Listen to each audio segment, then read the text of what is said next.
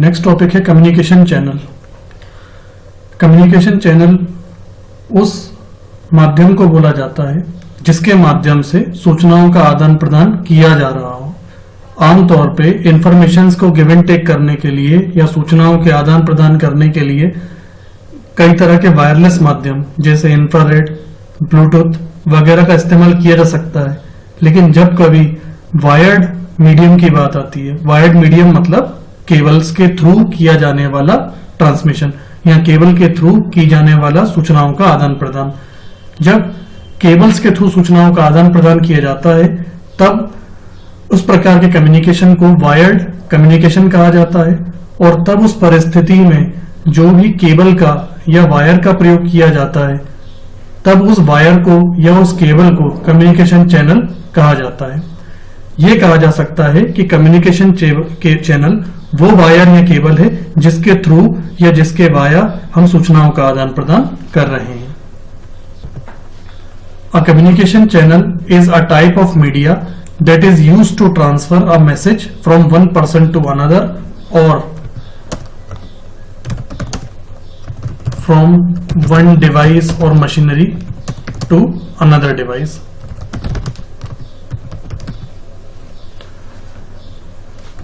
Communication channel के रूप में कई तरह की केबल्स का इस्तेमाल किया जा सकता है और उन सारी केबल्स को मोटे तौर पर कुछ कैटेगरीज में डिवाइड किया गया है।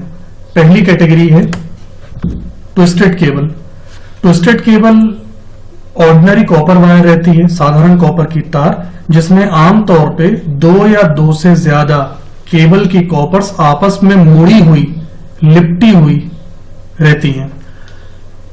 इस तरह से उनको लपेटा इसलिए जाता है ताकि उनके थ्रू जो इलेक्ट्रॉनिक मैग्नेट वेव्स पास हो रही हैं वो आपस में क्रॉस टॉक या इंटरफेरेंस ना करें। यदि उन केबल्स को सीधा सीधा रखा जाएगा तो इलेक्ट्रॉनिक मैग्नेटिक वेव्स जो ट्रांसफर हो रही हैं वो आपस में कहीं ना कहीं क्लैश होंगी, टकराएंगी। और ऐसा ना हो इसके लिए उनको आपस में डीएनए के शेप में लपेटा जाता है। आमतौर पे जो बिजली की तार आपने देखी होंगी, बिजली की तार लाल और काले कलर की आपस में लिपटी हुई रहती हैं, लगभग वैसे ही इस तरह की केबल में दो या दो से ज्यादा कॉपर वायर्स को आपस में लपेट करके रखा जाता है। डेटा ट्रांसफर करने का ये सबसे सरल और सस्ता माध्यम है। सस्ता माध्यम इसलिए क्योंकि बाकी के जो हम चैनल्स पढ़ेंगे वो इसकी तुलना में थोड़े ज्यादा प्रभावशाली यानी इफेक्टिव होंगे और इसकी तुलना में थोड़े कॉस्टली भी होंगे। इंफॉर्मेशंस को गिव एंड टेक करने के लिए सबसे सस्ता और सबसे ज्यादा उपलब्ध होने वाला माध्यम ट्विस्टेड केबल ही कहलाता है। ट्विस्टेड वर्ड ट्विस्ट शब्द से लिया गया है। ट्विस्ट का मतलब मुड़े होने से है। तो ट्विस्टेड केबल को आप ऐसे पहचानेंगे कि आमतौर पे इसकी संरचना में जितनी भी कॉपर केबल्स अवेलेबल होती हैं वो आपस में एक दूसरे के साथ मुड़ी हुई अवेलेबल होती हैं और अदर केबल्स के तुलना में इस केबल की कैपेसिटी थोड़ी सी कम होती है डेटा ट्रांसफर के मामले में। डेटा ट्रांसफर करने के लिए उपयोग में ली जा सकने वाली दूसरी तरह की केबल कहलाती है coaxial cable. Coaxial cable data transfer करने के केस में ट्विस्टेड केबल से ज्यादा कॉस्टली भी होती है और ज्यादा इफेक्टिव भी होती है।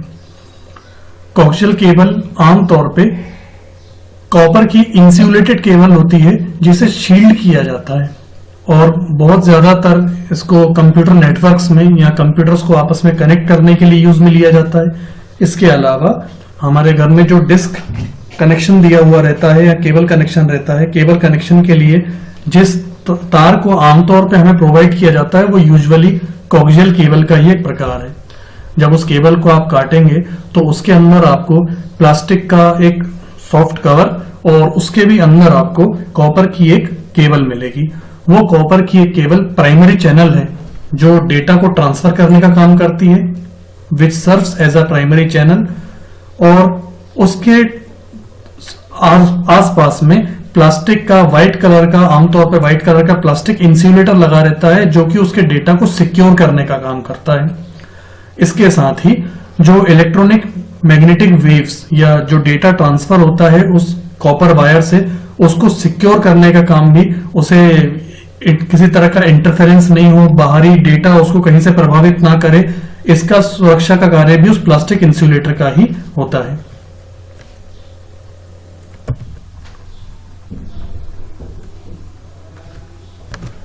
एम्पलीफायर जैसे डिवाइस का प्रयोग करना पड़ सकता है। इसको हम कुछ इस तरह समझते हैं। मान लीजिए कि ये एक केबल है, कोक्सियल केबल, और यहां पर अभी जब उसके सिग्नल्स निकले तो सिग्नल्स स्ट्रांग हैं, यानी शक्तिशाली सिग्नल्स हैं। लंबी दूरी पर जाने पर होता यह है कि जैसे जैसे सिग्नल आगे जाते जाएंगे इनकी क्षमता कम होती जाएगी और ये आगे चल के वीक हो जाएंगे। वीक मतलब कमजोर। जैसे हम किसी गेंद को फेंकते हैं ऊपर की ओर, तो जैसे जैसे गेंद ऊपर जाती जाती है उसकी गति धीमी होती जाती है, और एक टाइम ऐसा हो जाता है कि गेंद की गति इतनी धीमी हो जाती है और वो नीचे की ओर आने लगती है और कहीं ना कहीं उसके ऊपर ग्रेविटी फोर्स हावी हो जाती है।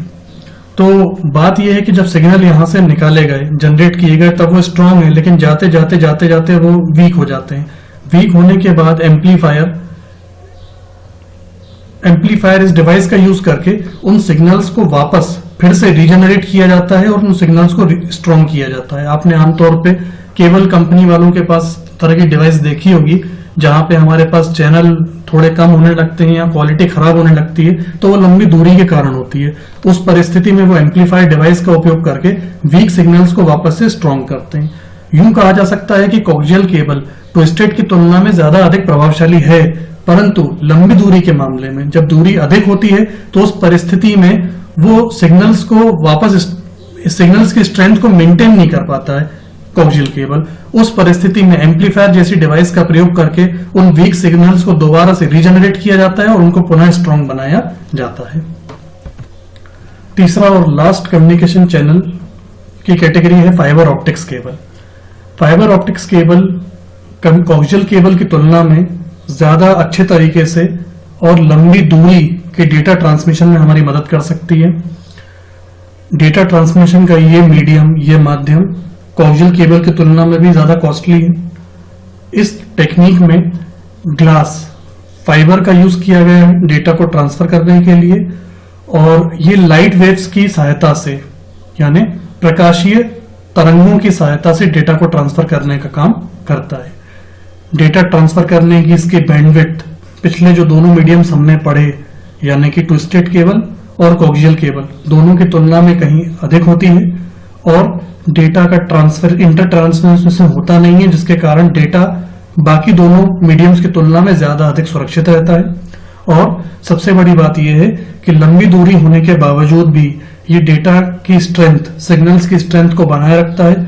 जैसे कि पिछले कोक्सियल केबल में हमने समझा था कि लंबी दूरी में जब डेटा सिग्नल्स भेजे जाते हैं तब तो स्ट्रांग रहते हैं, लेकिन दूरी अधिक होने के कारण कहीं ना कहीं वो सिग्नल वीक होने लगते हैं और फिर उनको एम्पलीफायर जैसी डिवाइसेस के माध्यम से या कंप्यूटर नेटवर्क में ये काम रिपीटर करता है। मैं एक चीज और क्लियर कर दूं आपको कि जिस तरह से डिस्क में या केबल कनेक्शन में स्ट्रेंथ मॉडिफाई करने के लिए, यानी सिग्नल्स को दोबारा शक्तिशाली बनाने के लिए एम्पलीफायर डिवाइस का यूज किया जाता है, कंप्यूटर नेटवर्क में एम्पलीफायर के बजाय रिपीटर डिवाइस का यूज किया जाता है।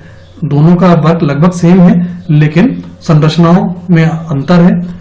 यहां पर कंप्यूटर नेटवर्क में अगर कभी सिग्नल क्षीण हो जाते हैं, लंबी दूरी के कारण अगर सिग्नल कमजोर हो जाते हैं, तो रिपीटर की सहायता से इन सिग्नल्स को मॉडिफाई करके दोबारा से स्ट्रांग बनाया जाता है।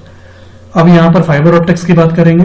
फाइबर ऑप्टिक्स की खास विशेषता यह है कि लंबी दूरी होने के बावजूद भी, क्योंकि इसमें सिग्नल क्षीण नहीं होते, कमजोर नहीं होते, जिसके कारण इसमें एम्पलीफायर या रिपीटर जैसे कोई डिवाइस की आवश्यकता होती नहीं है। लास्ट में इस टॉपिक की समझे एक बार फिर समझ लेते हैं। डेटा ट्रांसफर करने के लिए, सूचनाओं का आदान प्रदान करने के लिए जब कभी वायर की सहायता ली जाती है तो वायर को मूल रूप से 3 वर्गों में विभाजित किया जा सकता है, 3 कैटेगरीज में डिवाइड किया जा सकता है। Coaxial cable, twisted cable, fibre optics. कीमत, मूल्य या उसकी प्रभाव शक्ति के आधार पर सबसे कमजोर श्रेणी में रखा जाता है ट्विस्टेड केबल को, जिसका मूल्य भी बाकी दोनों की तुलना में कम होता है और ये इसका प्रभाव कार्य करने की शक्ति भी बाकी दोनों की तुलना में कम होती है। इसके बाद का अगला वर्ग माना जाता है कोक्सियल केबल को। इसका मूल्य ट्विस्टेड की तुलना में अधिक होता है और कार्य करने की शक्ति भी ट्विस्टेड की तुलना में अधिक होती है। लास्ट में फाइबर ऑप्टिक्स, जिसका मूल्य बाकी दोनों केबल्स की तुलना में अधिक है और डेटा ट्रांसफर की कैपेसिटी और क्वालिटी बाकी दोनों की तुलना में ज्यादा अधिक बेहतर मानी जाती है।